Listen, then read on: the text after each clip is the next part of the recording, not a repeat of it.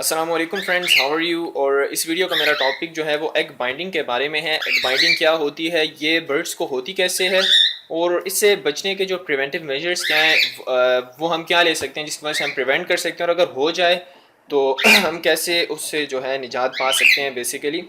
तो मैं इसको डिस्कस करूँगा एग बाइंडिंग को कॉकटेल्स के पर्सपेक्टिव के अंदर। तो एग बाइंडिंग बेसिकली कहते हैं कि किसी हैन को जो है जो एग है उसका जिस टाइम पे वो उसको जो है पास आउट कर रही हो, तो वो उसके वेंटल एरिया के अंदर अगर स्टक हो जाए तो उसे कहते हैं एग बाइंडिंग।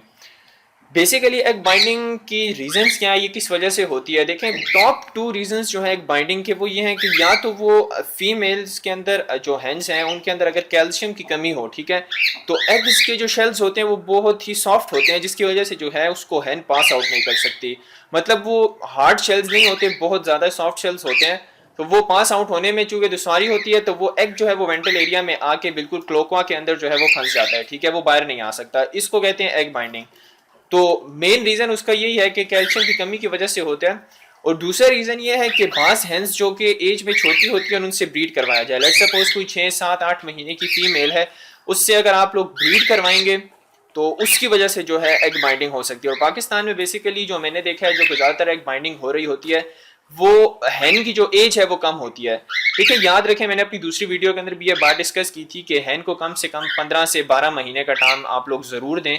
15 से 12 महीने के अंदर जो है उसके जो ऑर्गन्स हैं, रिप्रोडक्टिव ऑर्गन्स, वो मैच्योर हो जाते हैं और वो जो एग्स है उसको भी पास आउट इजीली कर सकती है और उसके अंदर कैल्शियम भी जो है वो अच्छी खासी मिकदार में होती है। इसके मुकाबले में अगर 6 या 7 8 महीने की हैन होती है, उसके अंदर चूंकि ऑर्गन्स जो है वो इतने मैच्योर नहीं हुए होते तो एग जो है वो फंस जाता है। ठीक है, इससे जो है उसको मतलब लॉन्ग टर्म के अंदर आपको देखें आपको नुकसान है, आपके तो पैसे ज़ाया ही ज़ाया हो रहे हैं। लेकिन ये जो एक बाइंडिंग है ये ऐसी चीज़ है कि अगर ये हैन को हो जाए तो अगर आपने 24 आवर्स के अंदर इसका कुछ ना किया तो हैन जो है वो डेफिनेटली मर सकती है, उसके पास और कोई जो है वो तरीका नहीं होता। देखें, फाइंड आउट कैसे होगा कि हैन को जो है एग बाइंडिंग हो गई है। आप ये मैंने यहाँ पर पिक्चर ऐड की हुई है, आप ये आप स्क्रीन पर देख सकते हैं। हैन बेसिकली जो है एक कोने में बिल्कुल बैठ जाएगी, पर जो है उसके आप इस पिक्चर में जैसे कि देख सकते हैं बिल्कुल जो है वो झुके हुए हैं, ठीक है, नीचे की तरफ ये इनके पर झुके होते हैं और वो आपको आंखें उसकी बंद बंद हो रही होंगी, आपको समझ आ जाएगी कि यार ये कोई मसला है। और उसकी जो वेंटल एरिया है वो बहुत ज़्यादा फूला हुआ होगा, आपको खुद समझ आ जाएगी यार ये जो है इसको एग बाइंड हो गया है। और जब एग बाइंड हो जाए तो उसका तरीका ये है कि देखें, या तो आप हल्का सा जो है उसको हैंड को पकड़ें, ठीक है, वो बिल्कुल कुछ नहीं करेगी क्योंकि वो इस हालत में होगी कि बिल्कुल मरने वाली होगी वो। आप उसको पकड़ के उसके जो मेंटल एरियाज है उसके साइड के ऊपर हल्का हल्का जो है आप पुश करें। इसकी कुछ यूट्यूब पे वीडियोस भी हैं, आपको मैं लिंक्स जो है वो शेयर कर दूंगा आपके साथ डिस्क्रिप्शन के अंदर। तो आप अगर उसको साइडों से हल्का हल्का प्रेस करें तो वो एग जो है बाहर भी आ सकता है। लेकिन ख्याल रखें कि अगर वो टूट गया ना मतलब इस दौरान, तो फिर जो है मतलब बचने के चांसेस जो है बहुत कम हो जाएंगे। अगर कोई नज़दीक वेंट वगैरह है, वेंट में कहता हूँ कोई वेट वगैरह है, एवियन वेंट जो है उसके पास ले जाएं, अगर वो आप उसको अफोर्ड कर सकते हैं तो डेफिनेटली उसके पास लेके जाएं, वो ज़्यादा अच्छी ऑप्शन है। लेकिन अगर नहीं तो फिर आपको खुद ही ट्राई करनी पड़ेगी। लेकिन जो भी है आपने 24 घंटे के अंदर अंदर करना है एग बाइंडिंग से रिलेटेड। तो इससे देखें बचने के जो तरीके हैं वो यही हैं कि आप हैंड्स को जो है कैल्शियम वगैरह काफ़ी ज़्यादा दें। कैल्शियम के लिए देखें आप थोड़ी सी अमाउंट में, जैसे कि मैंने दूसरे अपनी ग्रिट वाली वीडियो में भी डिस्कस किया, ग्रिट आप दे सकते हैं। और इसके अलावा जो आप एक और चीज़ दे सकते हैं वो ये है कि आप कैल्शियम की कमी को पूरा करने के लिए याद रखें कि जो सीड्स के अंदर कैनरी सीड होता है उसके अंदर कैल्शियम डिपॉजिट्स काफ़ी ज़्यादा होते हैं, उस पर परसेंटेज कैल्शियम भी काफ़ी ज़्यादा है। तो आप कैनरी सीड जो है वो दे सकते हैं इनको। और दूसरी जो चीज़ें जिसकी मदद से मतलब हैंड्स को एक पास आउट करने में आसानी होती है वो विटामिन ए है। ठीक है, विटामिन ए जो है वो उनके रिप्रोडक्टिव सिस्टम के लिए बहुत अच्छा है।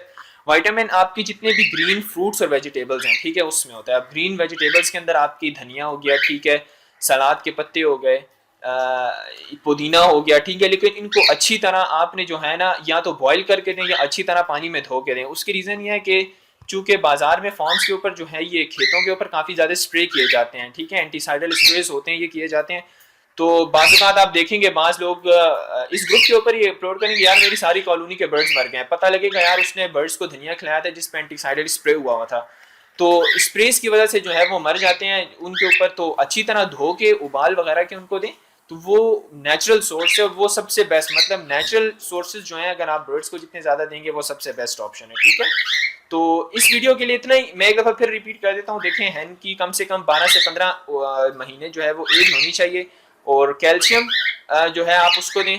कैल्शियम के लिए आप उसको देखें कैनरी सीड जो है वो इंक्लूड करें। एग्स जो हैं देखें उसको बॉयल करके दें। और इसके अलावा विटामिन ए के लिए ग्रीन फ्रूट्स और वेजिटेबल्स दें, इंशाल्लाह जो है ये मसला नहीं होगा। बिसाइड्स दैट बिल्कुल मुझे याद आ गया, एक और रीज़न ये है कि आप हैन को जो है साल में 2 साल से ज़्यादा ब्रीड ना करवाएं।